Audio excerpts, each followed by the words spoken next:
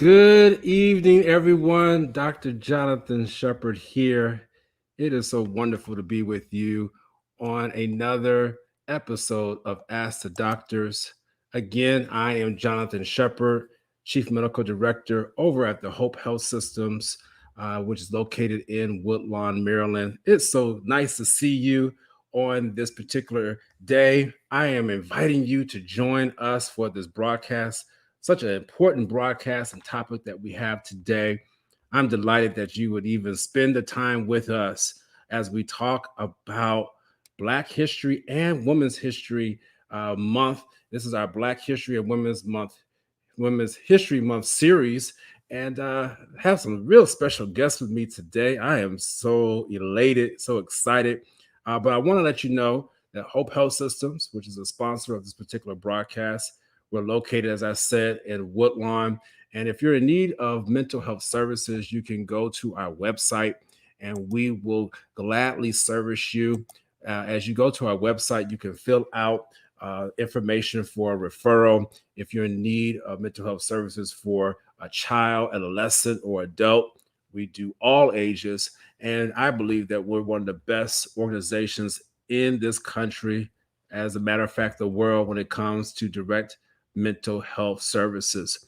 It is my job today to hopefully encourage and inspire you as we're talking here today about the state of mental health of the Black female.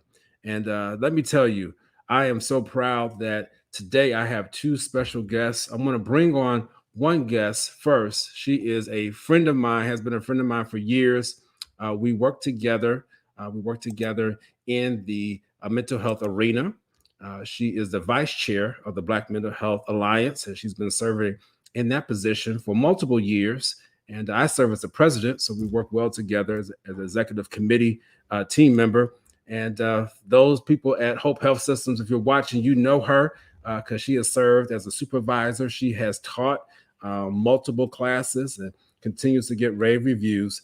And that is Dr. LaKeita D Carter. I don't know what the D stand for, but Dr. LaKeita D Carter. How you doing? I'm good. There's still some things you have yet to know about me, friend. Oh, absolutely. Absolutely. And I look forward to find out what those things are. All right. Mm-hmm. How are you doing today? I'm doing great, and it's wonderful to be here with you again. Always excited to be with you on Ask the Doctors. Wonderful. And you have been with me in different roles. You served as a parent in one of those educational shows that we did, but also in your place of practice and business. So tell us a little bit about your place of practice and business, and what else you want the audience to know. Sure. I'm the owner and CEO of the Institute for Healing, which is located in Owensboro, Maryland. We are we see we do mental health services from ages 4 on up. We see everybody from adjustment disorders to the very sick, and we have a number of programs that could fit for some of our viewers. We have an outpatient mental health treatment center as well as a mobile treatment service. We have a weight management program that's newer to us. Oh, wow. And we have an advocacy branch where we do research on sexual health and wellness. So those are just a few of the things that we do. And we are certainly, if you're in need of mental health help, we have certainly partnered with Hope many, many, many times. And as we always say, there's more than enough to go around. We are in no way competitors with Hope. We do the same things, but we partner with each other to do those things well. The goal is to get the community to have a healthy community, and all of us need to be involved in that. So Absolutely. Absolutely. And you're right. We work well together. Many times I will refer people over to Institute for Healing, or I Heal for short, over Always Mills. And I tell you, everyone who goes over there, if they're able to stay, and sometimes they don't have because of the distance, but that's the only reason why I have heard why people dropped out. It's not because they're not happy or satisfied with the services over there. So I am so happy to be in partnership with you. Let me tell you, she is award winning too. So she is. I purposely did tell her ahead of time But I want to just talk about some of the awards that she has received before we bring on our real special guest. Dr. Carter, you Yeah. received some wonderful awards recently. Just tell us just a little bit about it. Oh my. That's not what we're here for. I Um, know, but again, we're lifting up. yes. Okay. So in 2021, I was named one of Maryland's top 100 women, and also won recognition for being the top 50 women-owned businesses in the greater Baltimore area, top 50 minority-owned businesses and business in the greater Baltimore area, and seventh fastest growing private company in the area as well in 2021. Oh, I didn't know that last one. Yeah. Wow. See, that's why. And again, and I understand your humility, and I thank you for that. But one of the things that we also have to do, which is why I've just provoked her just a little bit, is celebrate Yeah. our own. And that's why I wanted to do that. And so Yeah. thank you for allowing me to do that because you deserve that celebration. You deserve that recognition. I know how hard you work, and she's a tremendous mother too, and she has a wonderful family. And thank you for being with us today, Dr. Carter. Now we have a special guest, and I must say this is a double honor for Ask the Doctors. I've been waiting to have someone of this caliber. Now, Dr. Carter, I love you. You have a special caliber. I've but been on the show 3 times, everybody, and he's waiting for somebody of this caliber. But I will say I 100% agree. 100%. Oh man. Again, this is batch that we do back and forth. But to have someone who's actually currently in office, who is helping in shaping the governmental policies of the county where we live and work, this is an honor. And so, Dr. Carter, please do me the show the privilege of introducing our next guest. So I can't say enough wonderful things about this woman. Her name is Stacy Rogers, and she is a remarkable woman with a ton of spirit and passion, and intellect and tenacity about anything that she does. She currently is the Chief Administrative Officer for Baltimore County, so works directly with the county executive, and leads a team of people there to make sure that the county is serving the community in a multitude of ways. And that you can find on the internet. What you can't find on the internet is that Sister Stacy is also a wife and a mom. She's a grandmother, proud grandmother. And she once said to me, you love your kids, but you're in love with your grandkids. And I told my dad that, and he said, that's the perfect way to put it. So she's such a proud grandmother. And she's also a Christian woman. We are members of the church, of the same church. She's the superintendent of our Sunday school. And yep. And she's led a multitude of workshops and programs at church. And she's also a 39-year member of Alpha Kappa Alpha Sorority Incorporated, being initiated at University of Maryland, Baltimore County, I believe. So I'm excited to talk with her today about women and mental health.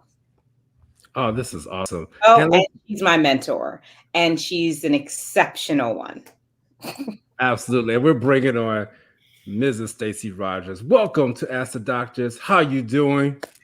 Well, Dr. Shepard and Dr. Carter, it's my honor to have the invitation. Just so excited for the great work that you both are doing. Of course, I'm familiar with Hope Health Systems here in the county in terms of serving the populations that we mutually serve as well, in terms of mental health needs for clients from Health and Human Services. And Dr. Shepard, I'm sure you know Dr. Gregory Branch, Oh, absolutely. who is our extraordinary health officer. Yes. We talk daily. And Wow. again, another Christian servant leader, because that's how we see ourselves. And it is our charge for such a time as this Mm. to care for those that are in our community, look like us. We're charged to care for everyone, but we have to care for those in our community who look like us and that we understand uniquely the needs in our community. Absolutely. Thank you. Thank Knowing you. the government can't do it alone Mhm. Mm. without uh, entrepreneurs, without individuals like yourselves who are taking up the mantle and approaching this work from the private sector, partnering with government, sharing the work. Because the misnomer is government cannot serve all the needs of the public, contrary to popular belief. Right. It has to be a partnership in terms of serving the needs and caring for those we are charged to care for. Absolutely. Wonderful way to begin this particular segment. The first question I have for you all is I want you to talk about what do you believe are the factors, the positive factors that are affecting the mental health of the Black female. And I chose that word positive because I want to start on a certain foundation. There's a certain aura that I want to set an atmosphere. So, Ken, and that's for either one of you. Let's talk about some of the positive factors that are now influencing and affecting the mental health of our Black women. Well, Dr. Dr. Carter? Carter, I'm happy to start. I'll say that Black women and, in general, women of color, we're resilient. Mm-hmm. And I think resiliency um, comes out of necessity. Uh, Mm. Historically, if we look at historical patterns, going all the way back to to slavery, then post slavery, the antebellum era, Mm-hmm. Jim Crow, all the way to where we are now. Black women have taken care of their families, have persevered, have figured out how to make something out of nothing, Mm-hmm. uh, often have put the needs of others before their own. Mm-hmm. And in some instances that I hope we'll have the time to talk about, to their own detriment.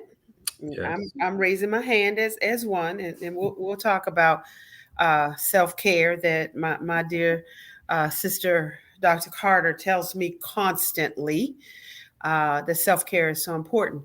But see that genetic, I think it's just in genetic coding. Mm. Black women, because I can go back, I didn't even know my great grandmother because she died before I was born, but I know of her because of oral tradition, photos, and being told this is where you come from and who you come from, and this is why we do what we do, and this is important to maintaining family, Mm. keeping family, and making sure that nuclear family survived Wow. regardless of the circumstances. And I think that's inherent uh, in most, if not all, African American women to some degree. Mm. Dr. Carter, genetic coding. Wow.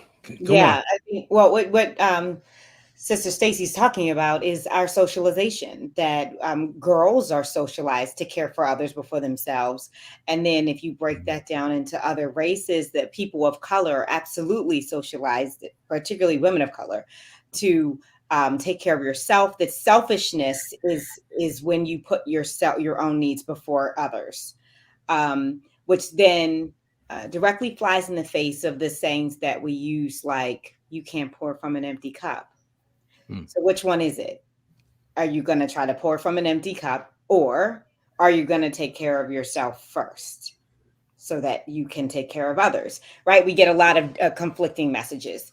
To answer Wow. your question, I would say that one of the things, to add to what Sister Stacy said, to one of the factors that affects Black women's health positively is our collectivistic attitude. Mhm. Um, Black women want to be around each other. And obviously, I'm speaking generally, not 100% of Black women are like this, but generally speaking, women of color are very collectivistic. They want to be in social groupings, religious groupings, sororities. They want to be in places where they can share they have like-minded colleagues who understand their experience, and they can bounce off of each other. And I think that really helps with mental health support, Mhm. that we have people who we believe get us.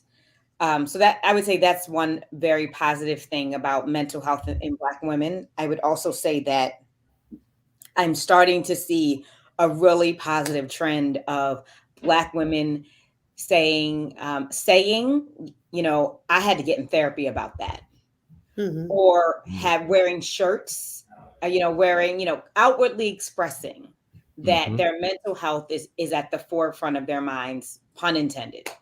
Outward Mhm. expression, absolutely. I think that's been really wonderful.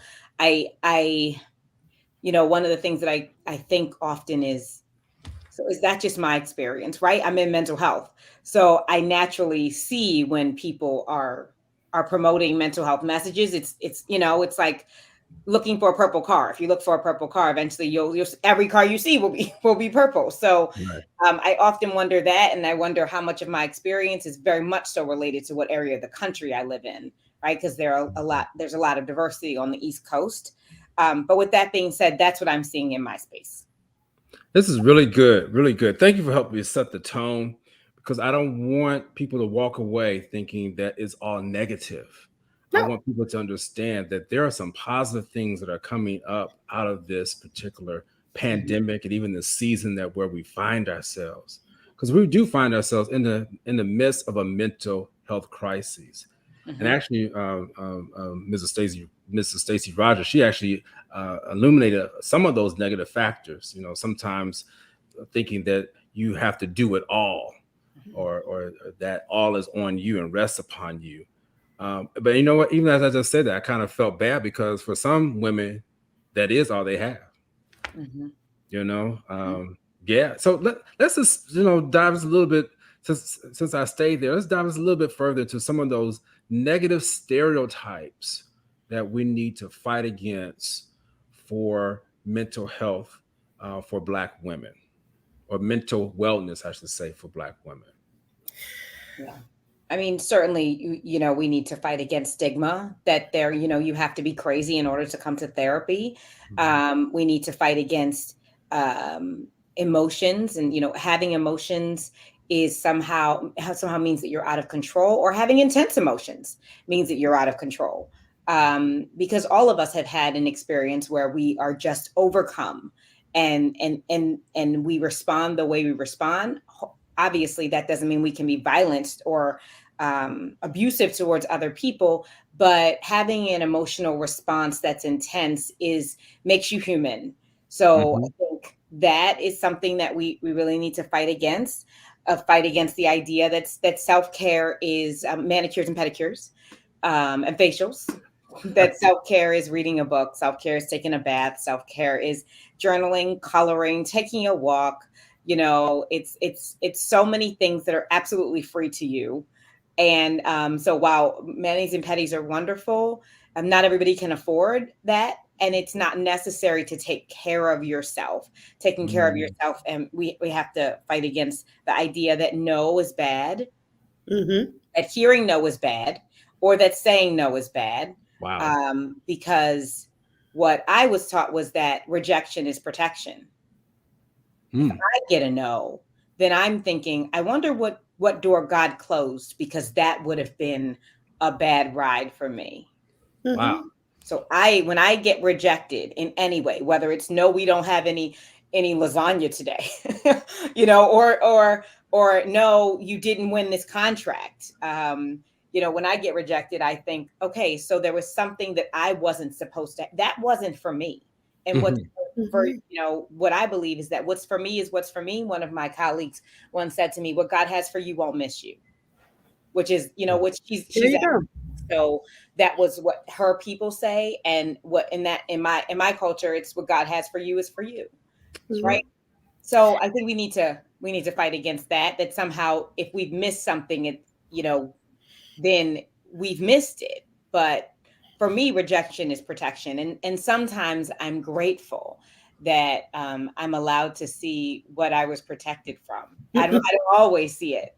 I don't always. But sometimes I'm grateful to Wow. I get a glimpse of, oh, if Mm. I had done that, then Wow. I would have worked with her. That would have been very unhealthy for me Wow. because this person had this experience. Okay, I see what you're doing here. I'll be more obedient and trust. Right.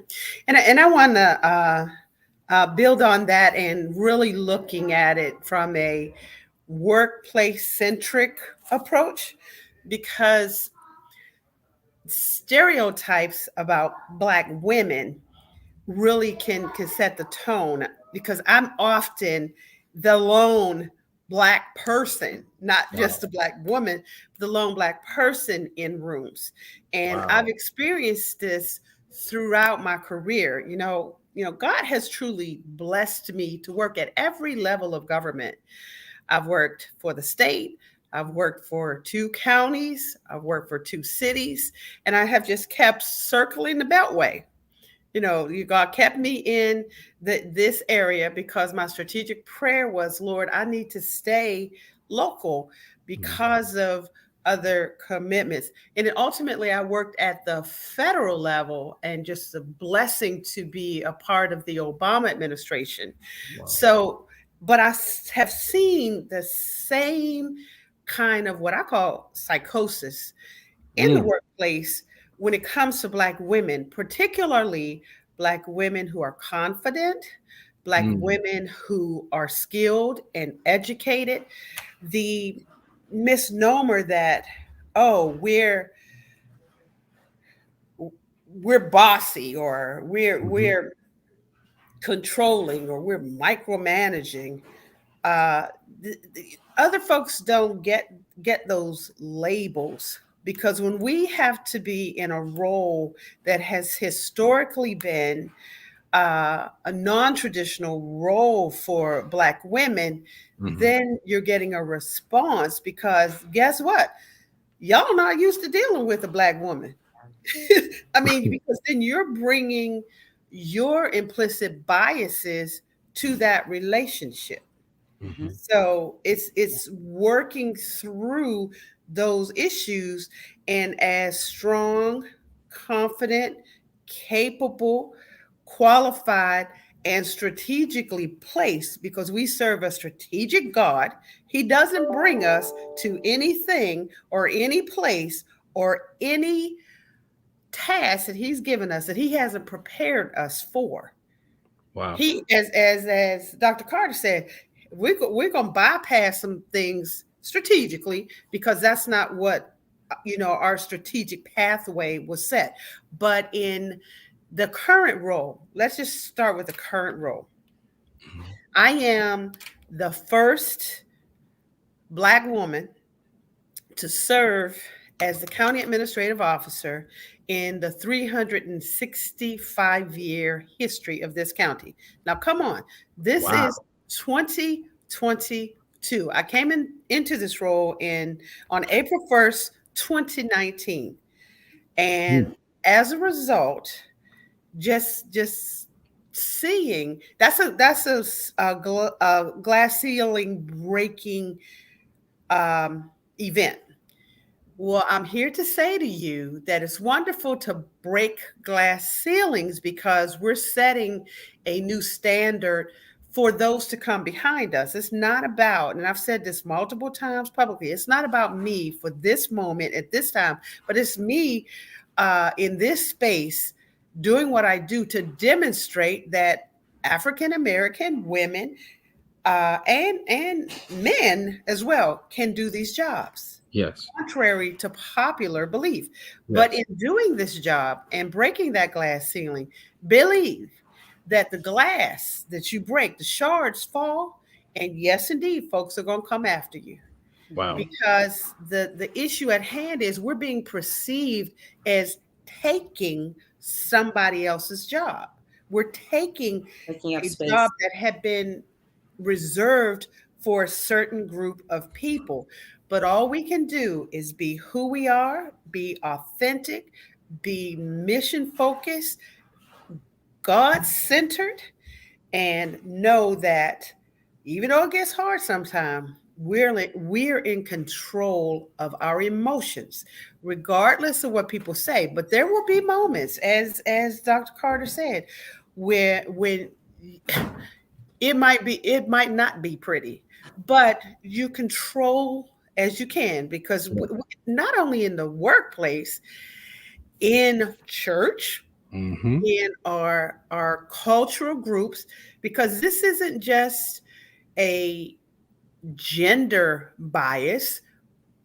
We have it within our own communities. We have it within our own culture, and the pressure that occurs and gets put on us to the degree that we begin to feel like I cannot show any vulnerability. Mm. Mhm. I cannot show any weakness. Wow. I have to put on the mask of invincibility. I have to stand strong even when I'm about to fall over. See, this psychosis builds and builds and builds based on other people's implicit biases. Then we take it in to the degree that we feel like, oh well, I've got to be invincible. I've got to make sure it's always 100%. And sometimes perfection can really be your enemy. You Mm-hmm. want to strive for it, but you can't fall on the sword for it to the degree that it impacts you. And I'm very, very guilty of doing that sometimes because I feel like sometimes the expectation placed on me, which some of it I create in my own head. Mhm. Wow. If something doesn't happen the way it should, then I've failed. Mhm. Mm. That's where my own mental health issues and ours collective, especially women who are in roles that are non-traditional roles for Black women, it's almost like everybody's looking at you because they say they're going to fail. They're going to fail. And it becomes just a vicious cycle. You Mhm. think that you got to do it exactly right. Because if you fail, then they're going to say, see, you see, these kind of people can't have those roles. Yeah. Wow. I would say that to that, whenever we break a glass ceiling, there are shards that fall to the ground. We still have to walk over those shards.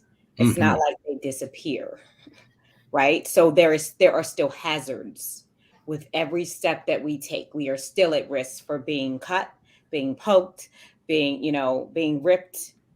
We are still Wow. at risk. The glass is on the floor. It doesn't just like dissipate. It would be wonderful if it did. And for some groups, maybe it does when they bust through glass ceilings. But for us, the glass is very much so there. And you're put in a space where you almost um, can't can't succeed, but you can't fail either. But you got to find the balance. Yeah, you have to find a balance. And Yeah. you know what? Let me add to that. One thing that I think is really important is that we also remember as Black women that we have our own Support group. dysfunction. That we have our own dysfunction. So it's not, so yes, there might be implicit biases coming towards me. There might be difference that I experience. There might be racism or heterosexism or any of sexism, classism. Yes, there also could be things that we could work on to make us healthier. We could also have more coping mechanisms, right? So it's always important. Like when I see posts and Facebook posts where it's just like, the idea is there's nothing wrong with you, there's something wrong with them. No, I think everybody can grow in a space. I don't think that I believe in any situation I've ever been in my life that I handled it perfectly. I could have done something differently, even if it was speak up and use my voice, or pull back sometimes, Right. or be Mhm. firmer, or be more gentle, be more. I mean, like there, you can always do something different. So I don't want the expectation to be or the message to be every time you're experiencing racism, there's nothing you can do, or sexism or anything. There's nothing that you are doing, that might be adding to your stress. Certainly, you're not contributing to racism, but are there ways that you can become a healthier person or learn from your experience? I think is important. Wow. One I can tell you that one of my supervisors, I have had one supervisor in my entire life that I had a terrible relationship with. I Mhm. We could not, I mean, we would not agree that the sky was blue. And I would say that I learned the most from that experience about how to run my own business. Some things I took where I was like, yeah, that's a good idea. I should do it that way. And other things I would learn to not do. Right. But it was an absolutely atrocious situation for me to be in, a very race baiting 2 years of my life. And yet, um, I was able to take from that. And that I think is the term and what we say, value in the valley. I mean, Mm. we've got to go some places sometimes to really understand the assignment. Yeah. That's because we've all had that value in the valley, and I think Ayana Bonzon's book "Value in the Valley" is a really good book to uh, really explore that. If it were not for the challenges that we face to help us navigate and think through, then our life experiences would not be as robust. And I know that sounds strange, but my mentor, who just God blessed me to have a be in a formal mentoring program, but then stay in that relationship for 26 years in the workplace. We were a management team. Wherever she went, I went along too. And we tell a little story about that experience because she said, well, when we met and I mentored her, I just couldn't get rid of her. That was her joke. And I said, she recognized that she needed a helper who could get the job done. So she needed me to go with her. And Mhm. so, but Dr. Carter knows my mentor, and I love her. I call her my professional mother or my earth mother because I lost my biological mother early in my life. I was 25 years old when Mm. my mother passed away, and March 4th of this year was 36 years. Wow. Wow. 36 years. But I look back reflectively every March 4th to say, look where God has brought me from that lowest point in my life, that day that I was like, oh my God, I can't breathe. I can't move. How am I going to live my life without my mother? Mm. But God sent other people, as I call Mhm. them. You can have one, you can only have one biological mother, but God will send you, or birth mothers, but I said, God will send you earth mothers Mm. to really fill in the gap. They don't replace your mother, and I have multiple ones. Yeah, me And too. they're all now in that 80-year time. They're 80 years or more. They're Mhm. one's 80, one's 86, one's Mm. about to turn 80. So the difficult situations in life are, I believe, meant to help strengthen us and help us to keep moving forward. But it's only the look back, the retrospective look back, that helps you. Because I have reflected from that particular point in my life to say, if I could get over that, if God, help me move forward and do all that he had strategically planned for me, I can do anything. I can deal with the racism. I can deal with the sexism, all of the isms, even within our own community, and know who I am and whose I am. Wow. 100% of the time. You have to be willing to acknowledge that and accept that. Absolutely. This has been tremendous. I hope that our listeners are really, and I know they are because I'm looking at the comments as people are coming on, and this is awesome. Let me just shift gears just slightly here because you really have already poured out about your own personal experiences, and that's what people wanted to hear. How you got to where you're at, and so I know there's so much more time that we could spend on that. But since we have you here, Stacy Rogers, I want to talk about how has Baltimore County been affected by Sure. the mental health crises. Um, yeah, start there. Okay. Well, first and foremost, one of the blessings that you have in roles like this in public administration, public programs and services and government structures is the ability to influence public policy. And that is like the greatest charge of an MPA, a person who administers the programs and ensures that service delivery happens. Dr. Carter said earlier, in terms of my role, simply put, the CAO of Baltimore County, my job is to ensure that government runs day to day, Hmm. the day to day operations of the government, the police department, the fire department, the trash and water and human services and health and aging, all of the government structure, what we refer to as the enterprise. Mhm. In the absence of the county executive, and this is the part that, I had to really embrace. In the event something were to happen to the county executive, I would become the county executive by Wow. charter. My Wow. job is defined in the charter that was written, now get this, written 365 years ago.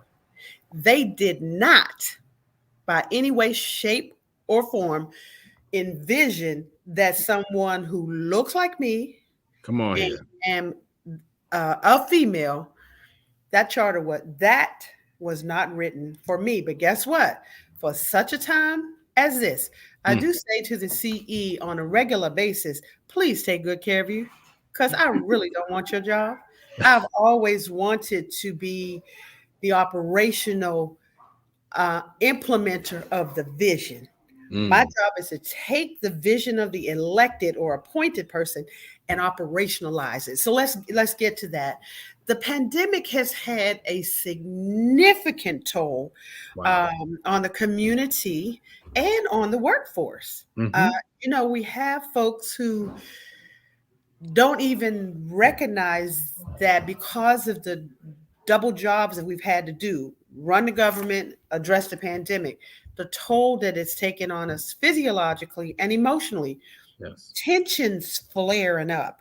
Uh, Yes. Within in the workforce, people just really feeling a sense of helplessness and hopelessness about delivering services that we still had to do. Baltimore County government did not shut down. Mm. We took a little Absolutely. pause, but we were committed to serving. We were back in our offices by July of 2019. We were not shut down. So, how is that also manifesting itself for the people that we serve? We have had a market increase in the need for mental health services. We've had a Yes. market increase when we look at calls, 911 calls for violent crime. Mhm. What is exacerbating that? When we look at the school system, the increased violence among the children in the school system, the fights and things that have broken out in schools everywhere, not just schools that serve Black and brown children, predominantly Black and brown children, but everywhere.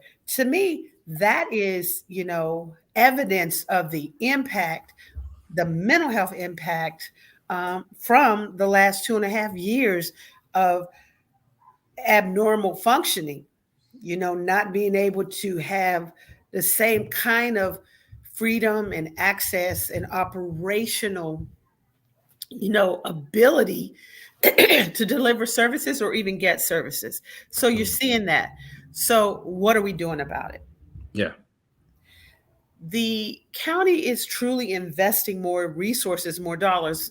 Many of the much of the funding that we're doing, some of the new innovative creative work, like expanding our mental health crisis response, where we're pairing social workers with when emergency calls come in, trying to triage those calls from the 911 level Hmm.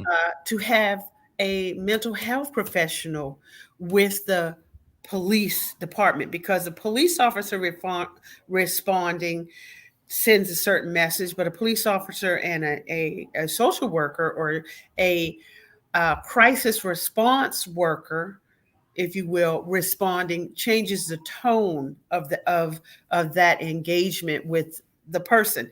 But the market increase, when we look at the kinds of calls that we're getting from 911, that is mental health related. So, Yeah. so we see that. So we have to invest, dollars in doing so, and we are indeed doing that.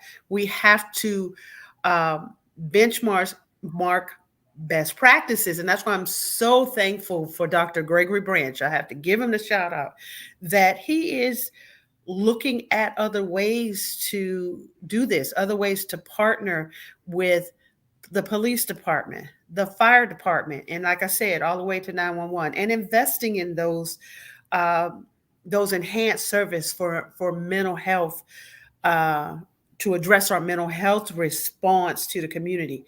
Inside the government, we are re-examining what our health services offering for our own employees. When you're talking Right. about the employee assistance program, you know, what is it that our employees really need? What does Right. our data tell us in terms of call outs? We had a significant concern about coming back to the workplace That's right. because of COVID. So you got the great resignation going on with people leaving.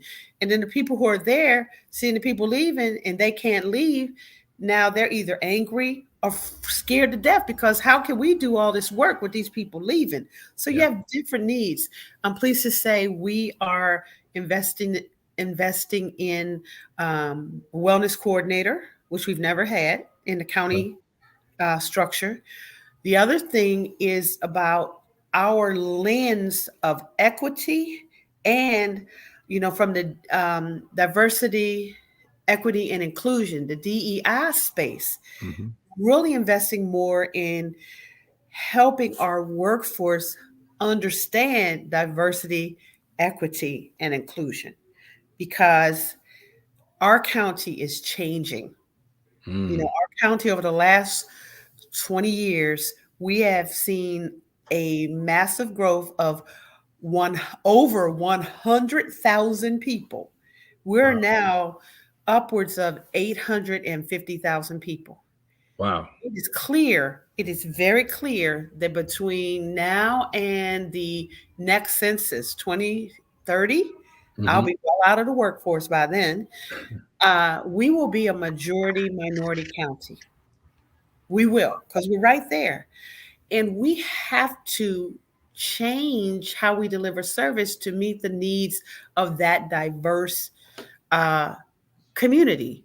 Hmm. And we can't do it the same way we're doing it. We're talking about it now. We need more language access services. Absolutely.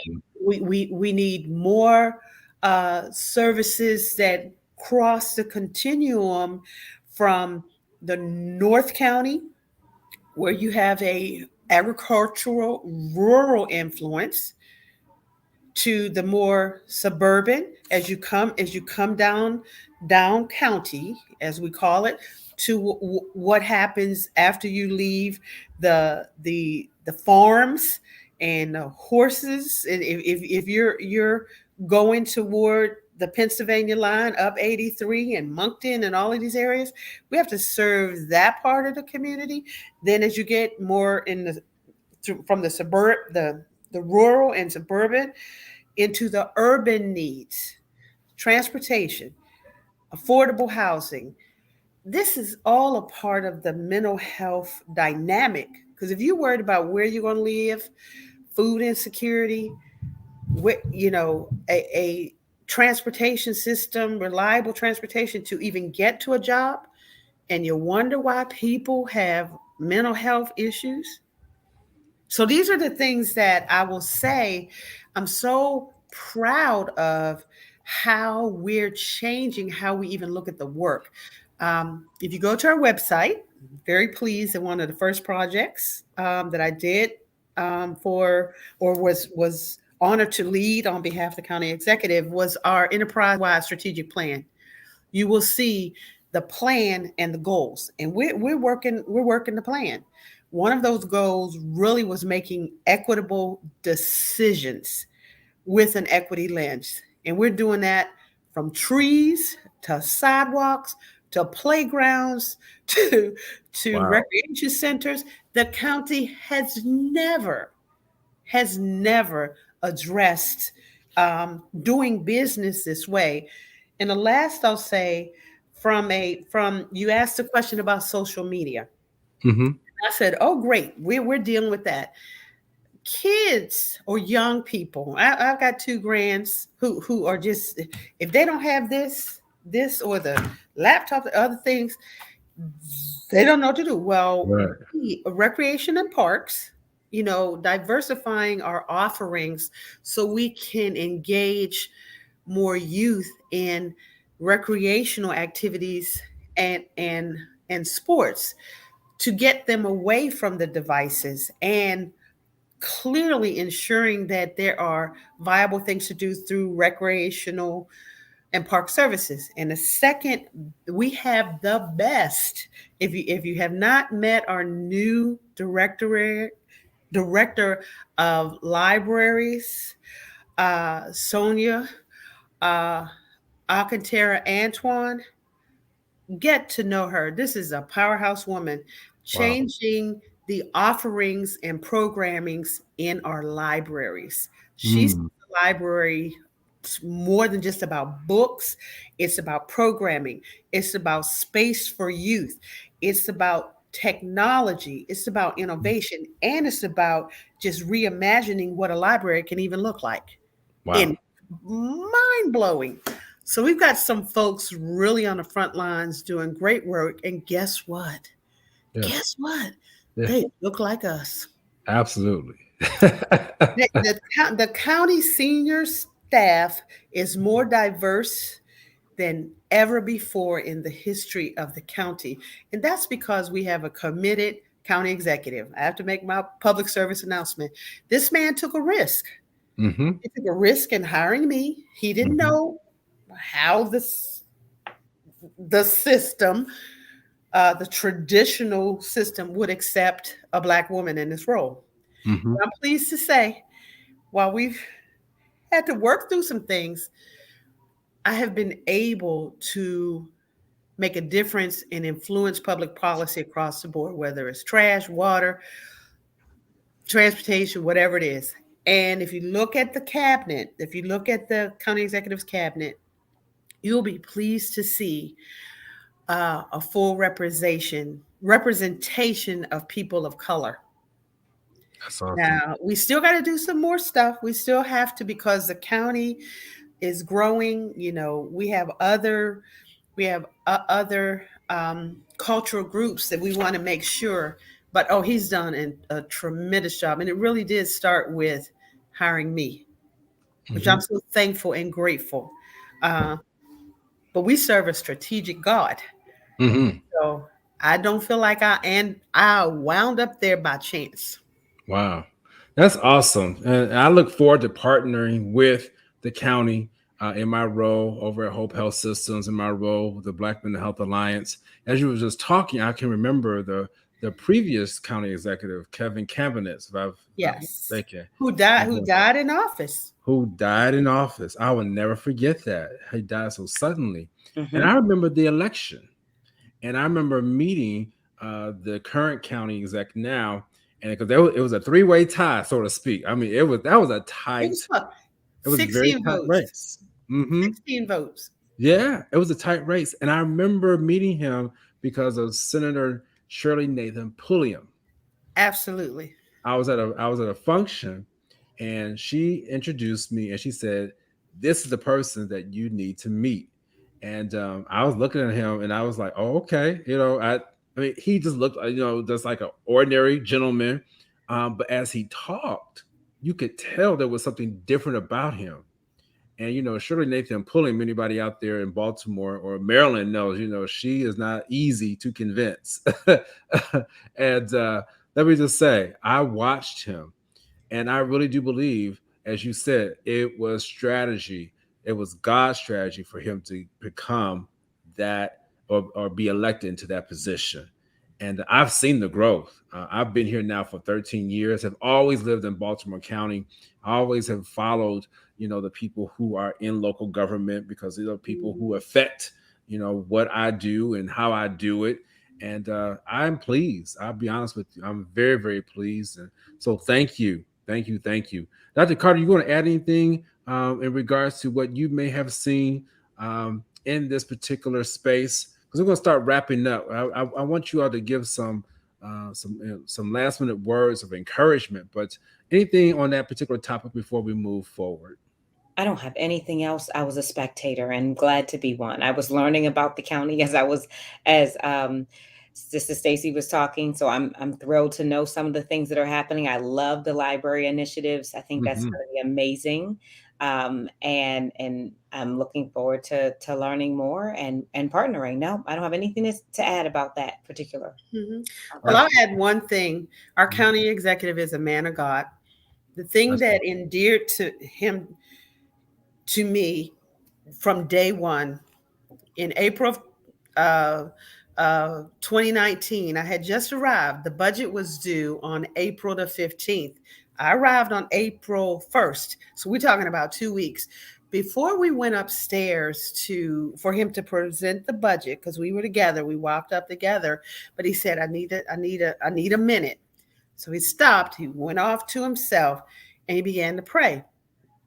So I observed this. I went over and I put my hand on top of his hand just to stand there with him because he was praying. It was the first budget that he was going to present to the council. So this was all new. That was an indelible moment for us because I knew that I was serving with a man of God. And again, strategic. God is strategic because I'm very particular for who I work for. Because if I'm going to give 200% of myself, I have to believe in that person. That's right. Because these jobs are hard, they take a toll, they take us away from our families. But I got to believe in the leader. Mm. And I can say, I believe in John A. Olszewski Jr. And an easy way to remember his name is O, like the Orioles, and he's an Orioles fan, chef, like a cook, and ski, like somebody skiing downhill. And they call him Johnny O. Right. I call him Mr. CE, and he calls me Sage. Okay. Because he's 39 and I'm 61. Okay. Got it. So we're good. We're Oh, good. that's good. And thank you for breaking it down, because I always had trouble saying his full Yeah, name. And I say Johnny O, but now I got it. Oh, Chef Ski. I got right. it. Chef and ski. Oh, chef ski. I got it. I got it. I got it. Good man of God, and I'm pleased to serve. And we're planning for success to be there for another 4 years. So That's stay wonderful. tuned. That's wonderful. And That's thank you wonderful. for having me. I'm just honored. Oh, this has been awesome. This is awesome. So let me just say this as we begin to bring this to a close. I want you all to hear what I have to say, just based off of what has been said thus far, because we've been talking about the state of mental health of Black women.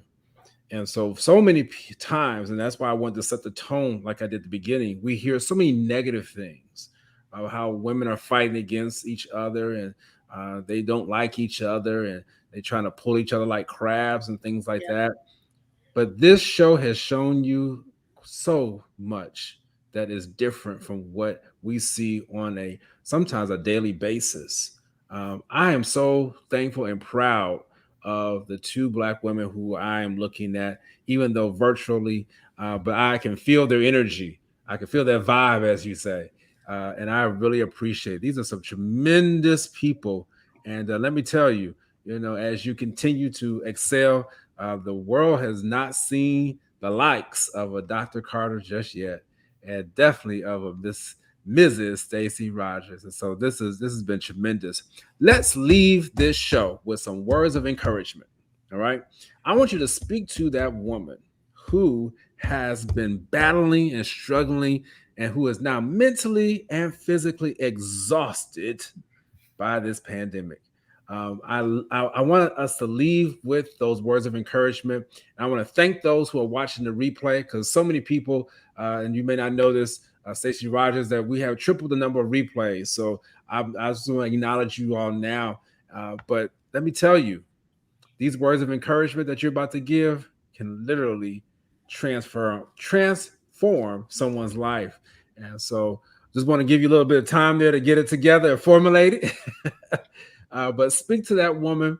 Let's start with you, Dr. Carter. Speak to that woman. I would say you do not need to see the entire staircase to take the first step. Come And on here. sometimes we want to see the entire map, Wow. and we can't do it. It's not meant for us to see the entire staircase.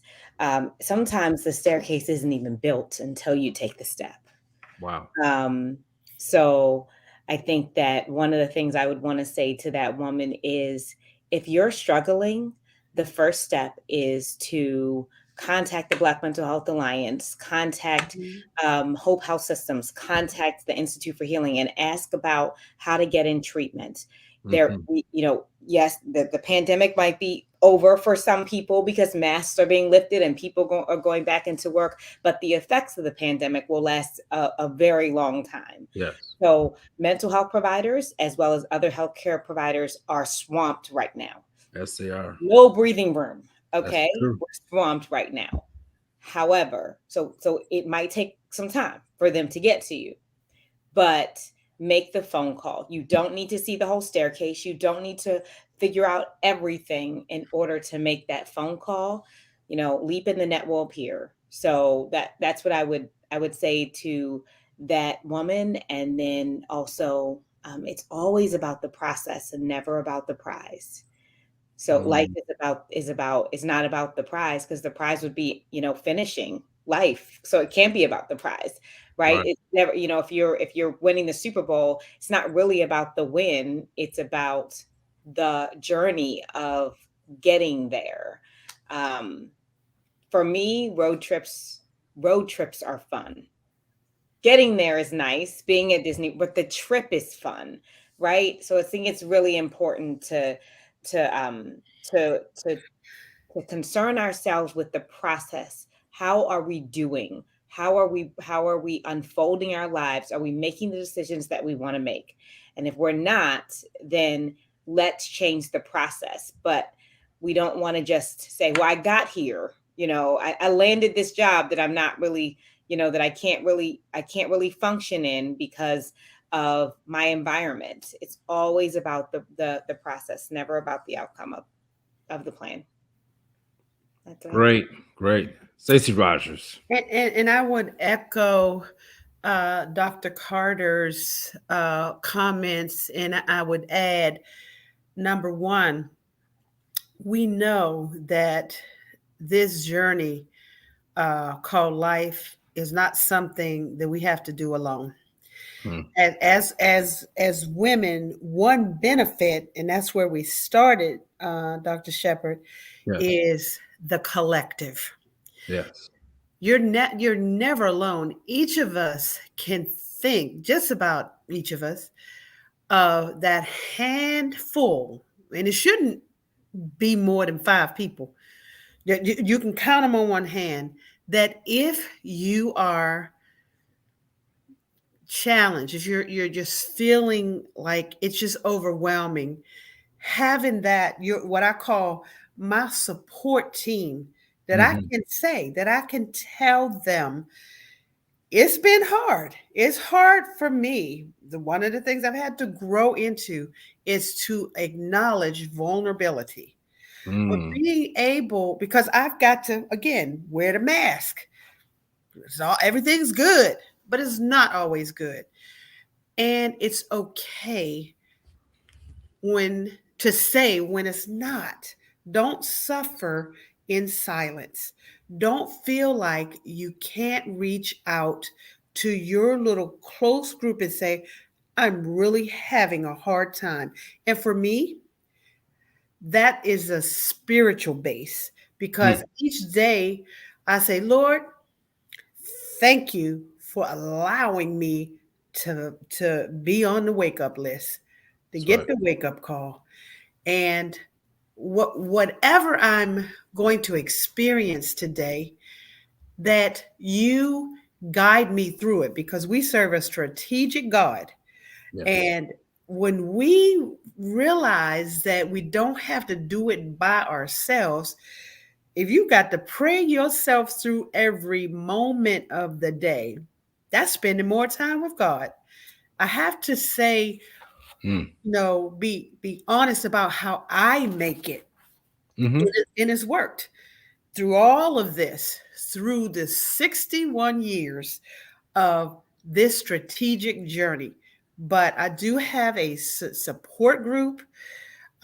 Literally, many of them are older women. Now we're all older together because I'm the baby of the group and I'm Hmm. 61. So, just that collective support Yeah. and reaching out, being the one, because usually I'm the one who's sending we all support each other, but I have always been the reluctant one to say, I'm having a hard time. Yeah. That, and then last, seek help, seek professional help. I've had several instances throughout my life where, whether it was, pastoral counseling or counseling through services like your um, organizations, therapy is good for you because it allows you to release. We have to get away. Wow. The Black community has to get away from this stigma about, oh, you must be crazy if you got to go to therapy. People automatically say, no, I don't need a therapist. A therapist, like that's like a poison or something. Right. We have to be able to release all of this, Mhm. because keeping it all bottled up and suffering, as I say, in silence, kills us. So just reach out and know that we serve a God that sits high, looks low, and the righteous will never be forsaken. But you just can't just sit there in silence. Absolutely. Oh, this has been awesome. Man, this has been one of my favorite shows. Oh, Thank you. Thank you. Thank you so much. We're going to bring this to a close. I just want to remind the folks out there who are listening that Hope Health Systems is open, has remained open. I will say this between Hope Health Systems Institute of Healing, or for Healing, is of Healing, I'm sorry. And for between both of us, we've remained open throughout the pandemic. yeah, Every institution cannot say that, you all. And I know many that have shut down, or they've had to reduce their workforce or cut their hours by half or things like that. But we're fortunate, and I'm thankful to work for an organization where we continue to excel and look to add to our services. And so we're on the move also. Reach out to us, Hope Health Systems, and we'll gladly service you if you're in need of direct care services. Dr. Carter, where can people go for Institute for Healing? You can find us at www.myiheal.com, the letter I, and then HEAL.com, or you can give us a call at 410-864-0211. That's right. I know that number. Give it out so much. All right. Dr. Stacy, I said doctor. All right. Might as well be the way you have the way you explain things today. Seriously, where can people reach out to you if they would like to reach out to you? Sure, you can reach out to us, but what I encourage people to do is go to our website, go to the county's website, Okay. and you can search by topics, and it's Baltimore County MD.gov, Baltimore County MD.gov. And then just explore the county website, the library services, recreation and park services, our public health services, social services, the public benefits side.